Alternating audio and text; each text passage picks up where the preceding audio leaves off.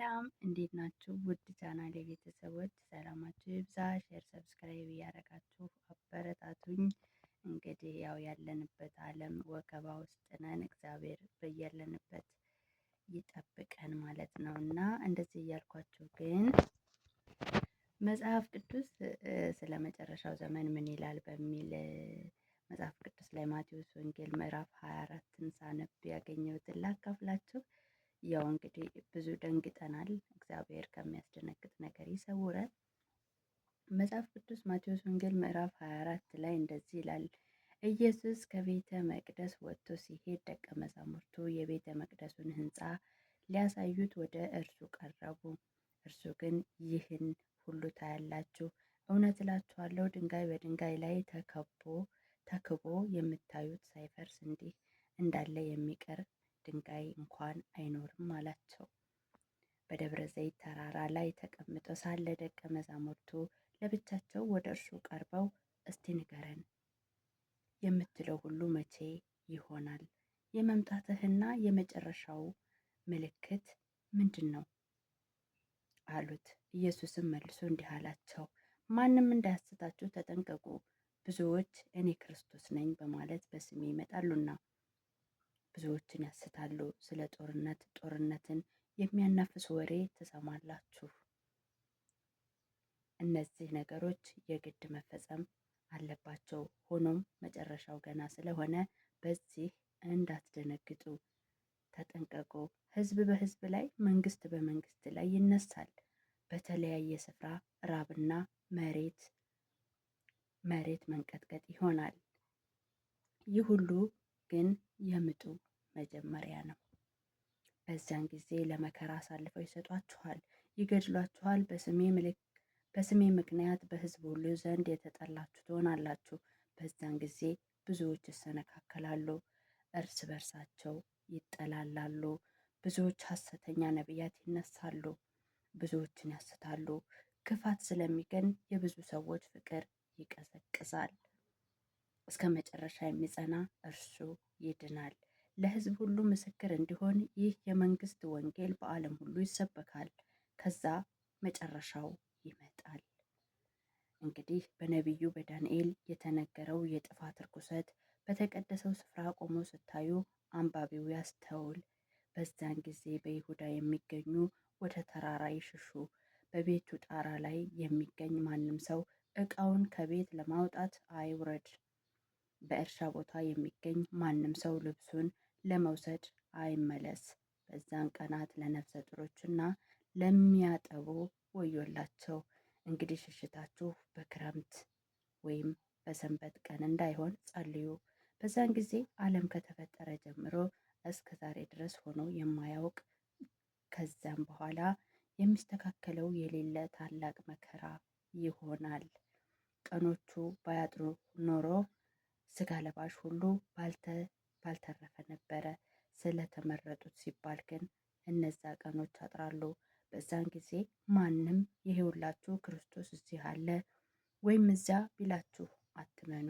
ሐሰተኛ ክርስቶሶችና ሐሰተኛ ነቢያት ይነሳሉ። ቢቻል የተመረጡትን ለማሳት ሲሉ ታላላቅ ምልክቶች ታምራትን ያደርጋሉ። እነሆ አስቀድሜ ነግራችኋለሁ። ስለዚህ ያውላችሁ በረሃ ውስጥ አለላችሁ ቢሏችሁ ወደዛ አትውጡ። ይኸውላችሁ እልፍኝ ውስጥ አለላችሁ ቢሏችሁ አትመኑ። መብረቅ ከምስራቅ ወጥቶ ምዕራብ ድረስ እንደሚያበራ የሰው ልጅ አመጣጥም እንደዛ ይሆናል። በድን ባለበት ስፍራ ሁሉ አሞሮች ይሰበሰባሉ። ወዲያውኑ ከዛ ከመከራ ቀናት በኋላ ፀሐይ ትጨልማለች፣ ጨረቃ ብርሃኗን ትከለክላለች፣ ከዋክብት ከሰማይ ይረግፋሉ፣ የሰማይ ኃይላትም ይናጋሉ። በዛም ጊዜ የሰው ልጅ ምልክት በሰማይ ይታያል። የምድር ወገኖች ሁሉ ያለቅሳሉ። የሰው ልጅም በሰማይ ደመና ሆኖ በኃይልና በታላቅ ክብር ሲመጣ ያዩታል። መላእክቱም ከታላላቅ መለከት ድምፅ ጋር ይልካቸዋል። እነርሱም ምርጦቹን ከአራቱም ነፋሳት ከሰማይ ከአንዱ ዳርቻ ወደ ሌላው ዳርቻ ይሰበስባል። ከበለስ ዛፍ ይህን ትምህርት ተማሩ። ቅርንጫፏ ሲለመልም ቅጠሏ ሲያቆጠቁጥ ያን ጊዜ በጋ እንደተቃረበ ታውቃላችሁ።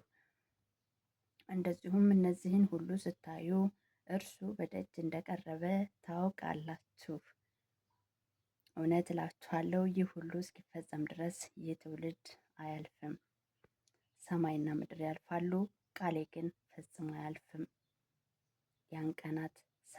ያን ቀንና ሰዓት ግን ከአብ በስተቀር የሰማይ መላእክትም ቢሆኑ አያውቋትም። ልክ በኖህ ዘመን እንደሆነው የሰው ልጅ መምጣትና እንዲሁ ይሆናል። ከጥፋት ውሃ በፊት ኖህ መርከቡ እስከገባበት ቀን ድረስ ሰዎች ሲበሉና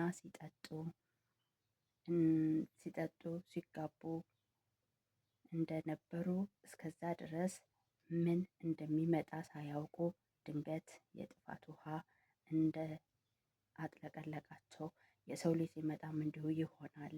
በዛን ጊዜ ሁለት ሰዎች በእርሻ ላይ ይውላሉ፣ አንዱ ይወሰዳል፣ ሌላው ይቀራል።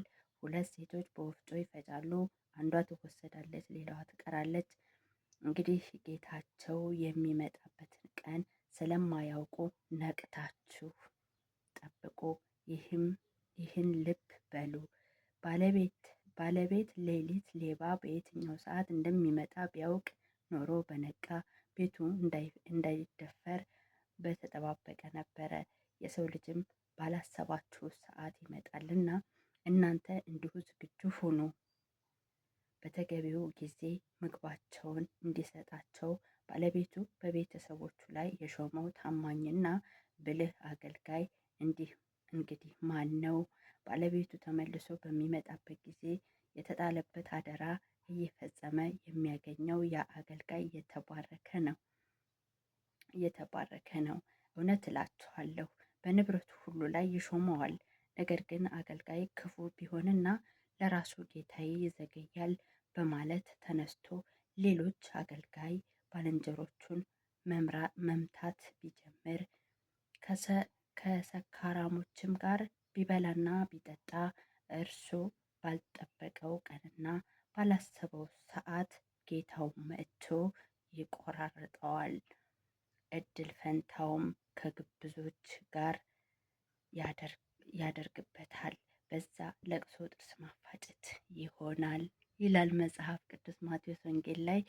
እንግዲህ መጽሐፍ ቅዱስ ስልካችን ላይ ስላለ ማንበብ ትችላላችሁ። የመጨረሻው ጊዜ የመጨረሻው ዘመን ያው ከእግዚአብሔር የተሰወረ ምንም ነገር ስለሌለ ሁሉንም እግዚአብሔር ይነግረናል እና እኛ ያለብን ነገር ከእግዚአብሔር ጋር መስማማት፣ መከራ ሲመጣ ብቻ ሳይሆን በደህናውም ጊዜ ጻድቅ በምቹ ጊዜ ይጸልያል፣ በመከራ ጊዜ ደግሞ ይሸሸጋል። እግዚአብሔር መልካም ነው፣ በመከራ ቀን መሸሸጊያ ነው የሚለው ለዛ ነው እና ማንኛውም ነገር ከመከራ አይሸሽገንም። ያለንበት ቢላ፣ ያለንበት ጉድጓድ፣ ያለንበት ነገር ሁሉ ከመከራ አይሸሽግም። የሚሸሽገን እግዚአብሔር ነው። እግዚአብሔር በስደት ላይ ክፉ ነገር አያድርግብን፣ እግዚአብሔር ይጠብቀን። ግን ይሄ ምንም አዲስ ነገር አይደለም፣ መጽሐፍ ቅዱስ የሚለው ነገር ስለሆነ ረሃብ፣ ቸነፈር፣ የምድር መንቀጥቀጥ፣ ጦርነት፣ መንግስት በመንግስት ላይ፣ ህዝብ በህዝብ ላይ ምናምን ለማናቀው ለኛ እንደነግጣለን እንጂ እግዚአብሔር የተናገረው ቃል ስለሆነ እኛ ምንድነው የሚጠበቅብን? ማንኛችንም ሰዎች በየሃይማኖታችን ወደ ፈጣሪያችን መጸለይ ነው፣ ከመከራ እንዲያድነን ማለት ነው። እግዚአብሔር አምላክ ይጠብቀን፣ ያድነን፣ ይሸፍነን። እወዳቸዋለሁ።